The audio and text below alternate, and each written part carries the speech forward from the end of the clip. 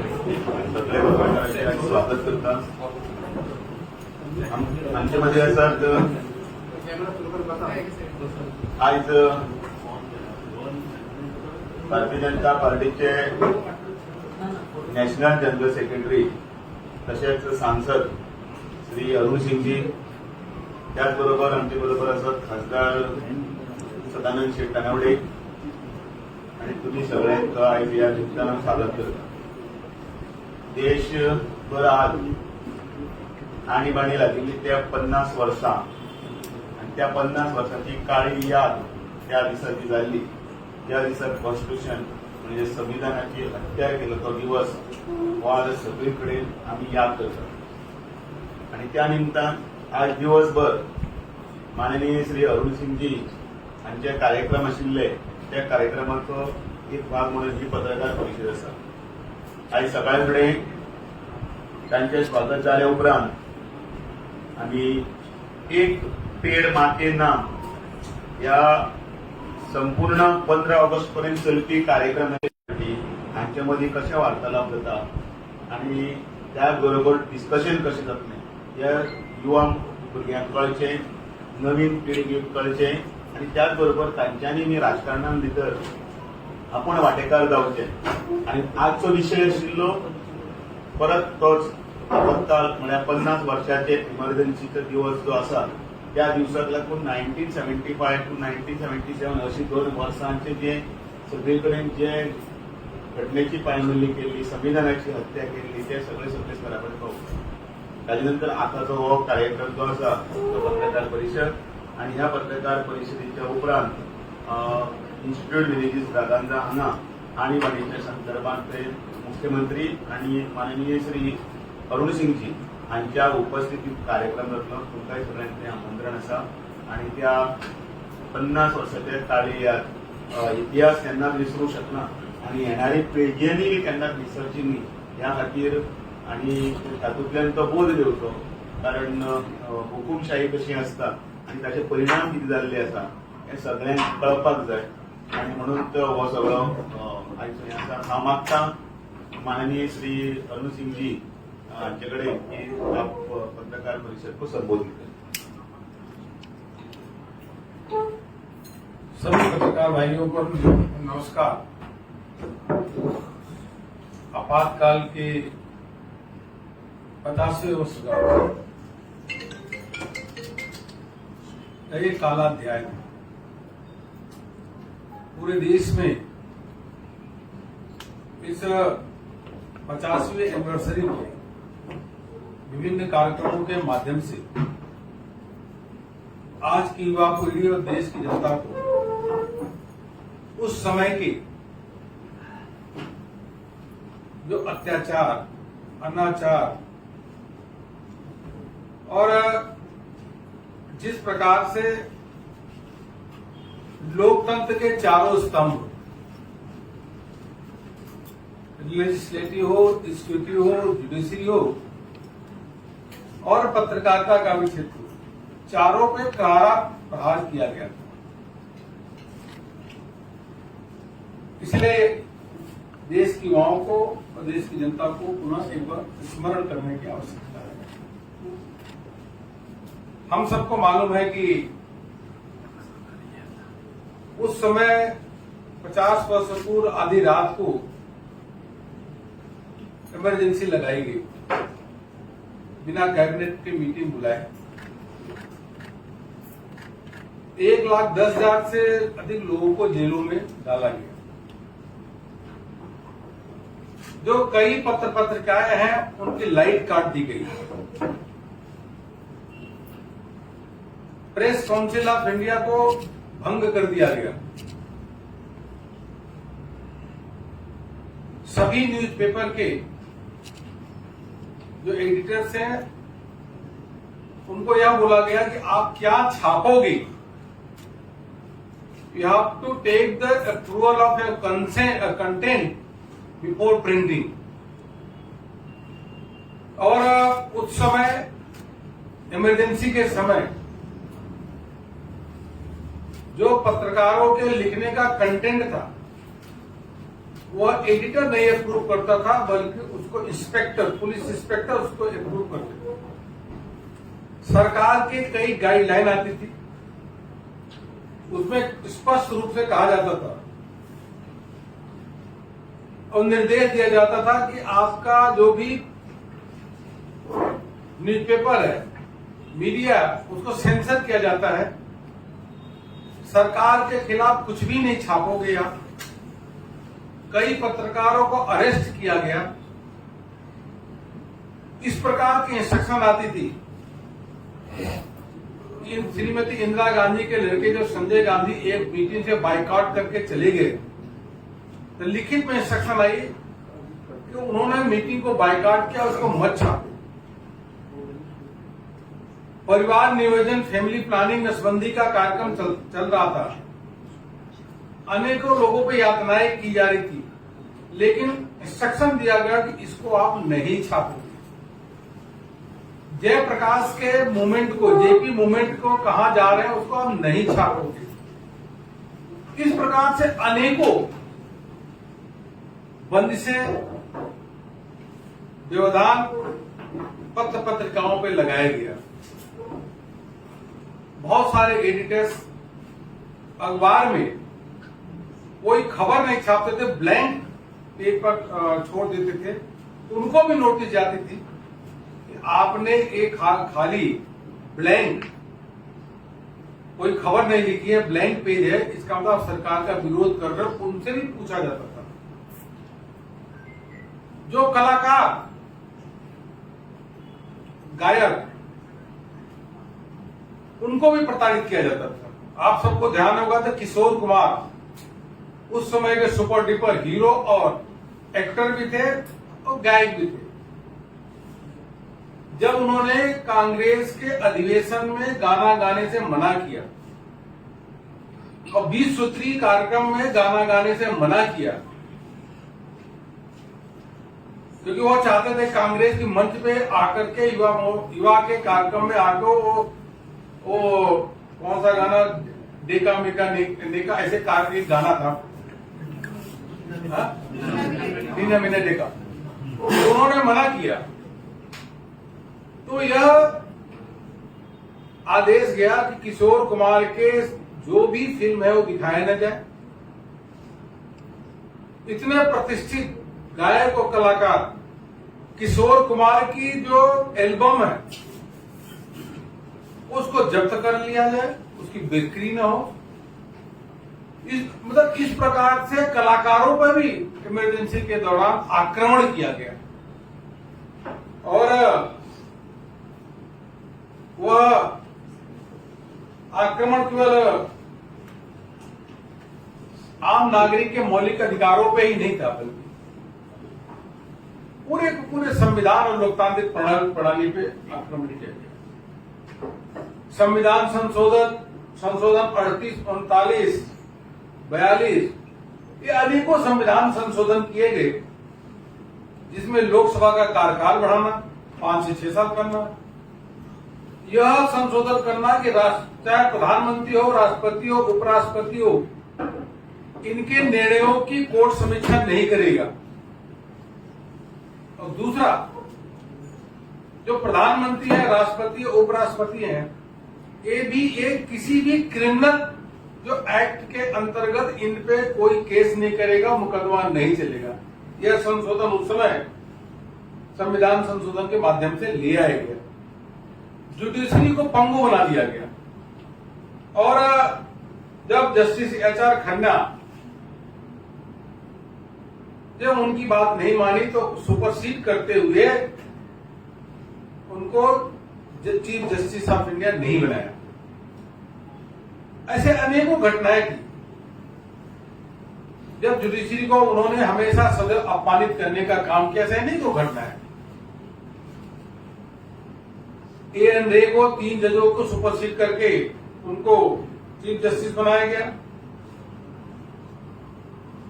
मैं ये कहना चाहूंगा, कांग्रेस के लोगों को भी आज संविधान हाथ में लेकर के घूम रहे हैं, राहुल गांधी जी और पूरी पार्टी, उनको याद करना चाहिए किस प्रकार से संविधान की धज्जियां उड़ा करके जेल में ठूसा लोगों को यातनाएं देने का काम किया। और यह कहा कि किसी को जो मीसा में बंदी कर रहे हैं तो उनको कोई ट्रायल नहीं होगा, सीधे जेल, 21 महीने जेल। कई ऐसे लोग हैं जिनके माताजी पिताजी गुजर गए, फिर भी उनको जेल से नहीं छोड़ा। और दूसरी तरफ, एक तरफ तो संविधान का संशोधन कांग्रेस पार्टी ने केवल अपने लाभ के लिए किया, तो स्वयं के लाभ के लिए। दूसरे तरफ देश के प्रधानमंत्री नरेंद्र मोदी जी हैं, 101वां संशोधन, that is for the GST, 102 that is for the backward commission को संवैधानिक दर्जा दें, 102 that is 103 that is for reservation to the upper caste poor people 10%, और 106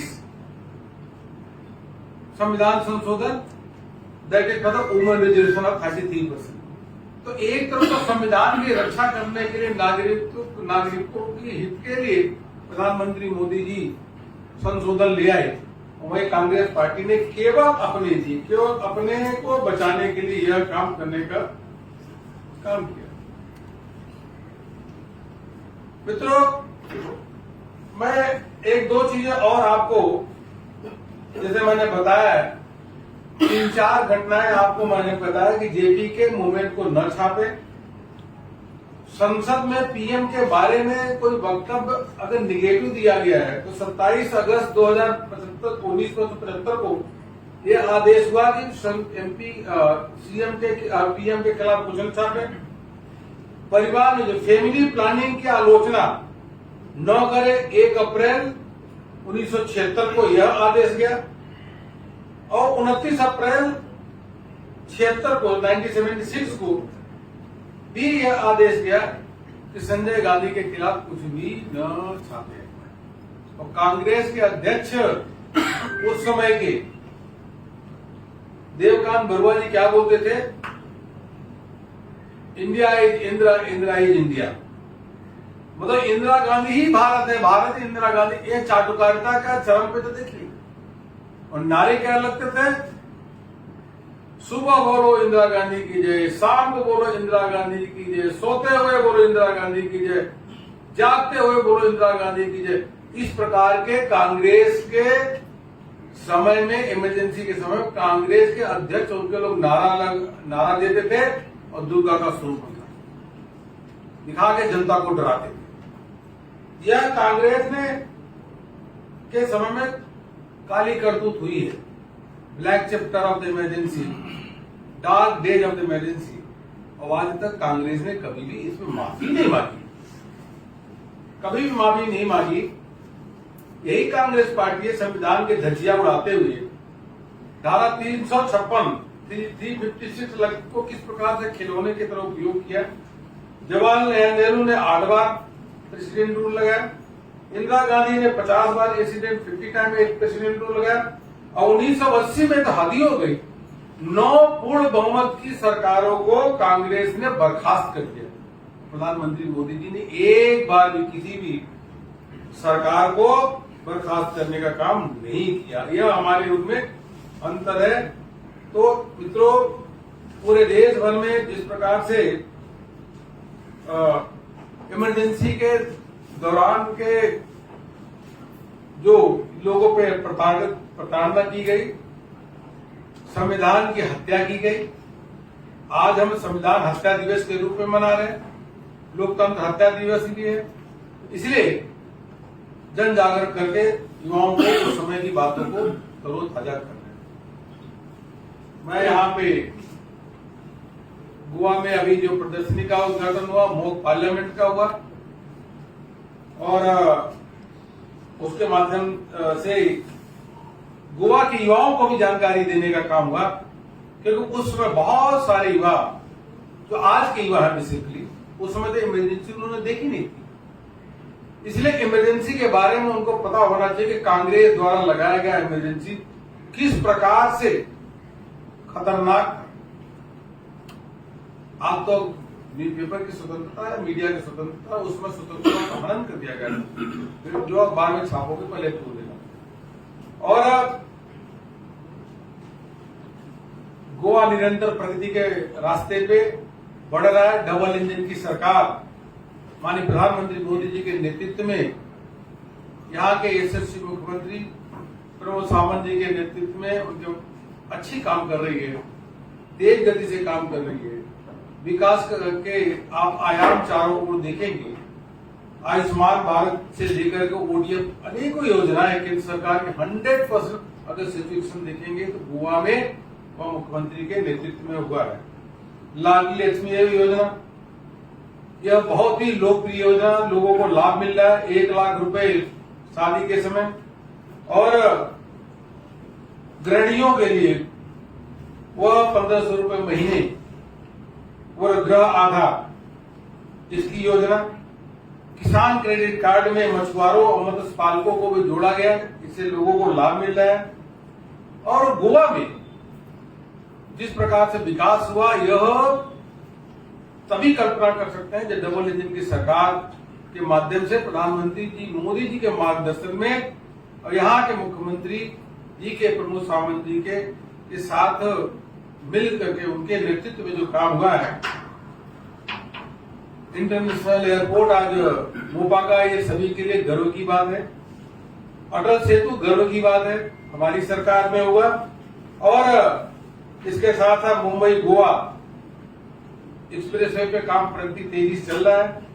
मुंबई मडगांव और उसे मंगलोर मडगांव वंदे भारत ट्रेन, यह सब जो लोगों ने कल्पना नहीं की थी उससे बढ़ करके इंफ्रास्ट्रक्चर के क्षेत्र में यह गोवा की तस्वीर बदलने का काम आज केंद्र और प्रदेश सरकार के माध्यम से हुआ है। तो यही आपको कहना था मुझे, और आपको कोई प्रश्न होगा तो जरूर पूछेंगे। अरुण जी, मेरा एक सवाल है, जब भी आज जिक्र होता है आपातकाल, तो कांग्रेस उसका समर्थन करती है कि वो एक अनुशासन पर, तो आप इसके बारे में क्या कहते हैं? इस तरह से इस समर्थन को देखते हैं? देखिए, कांग्रेस के नेता उसमें ऑफिशियली क्या बोले थे आपको मैं यह जरूर बताऊंगा। एक तरफ तो संजय गांधी कॉन्स्टिट्यूशनली पावर अपने पास रख करके, सारे अधिकार अपने पास रख करके लोगों पे अत्याचार कर रहे थे, नसबंदी कराने का काम करते, लोगों को बुलडोज करने का काम कर रहे थे। वहीं जुलाई कांग्रेस के उस समय के अध्यक्ष देवकांत बरुआ जुलाई 75 में क्या बोला, संजय गांधी हमारे नए शंकराचार्य हैं, संजय गांधी हमारे विवेकानंद हैं।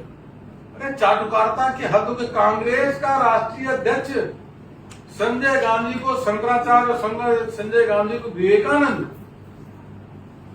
और इंदिरा गांधी जी क्या बोल रहे हैं उसी समय देखिए, उन्होंने जो बोला वो अभी जुलाई 75 में क्या बोला, 75 में, संजय गांधी पे किया गया प्रहार मेरे ऊपर प्रहार है, ये श्रीमती इंदिरा गांधी की। इस प्रकार से संजय गांधी का खौफ था, इस तरह से कांग्रेसियों का खौफ था।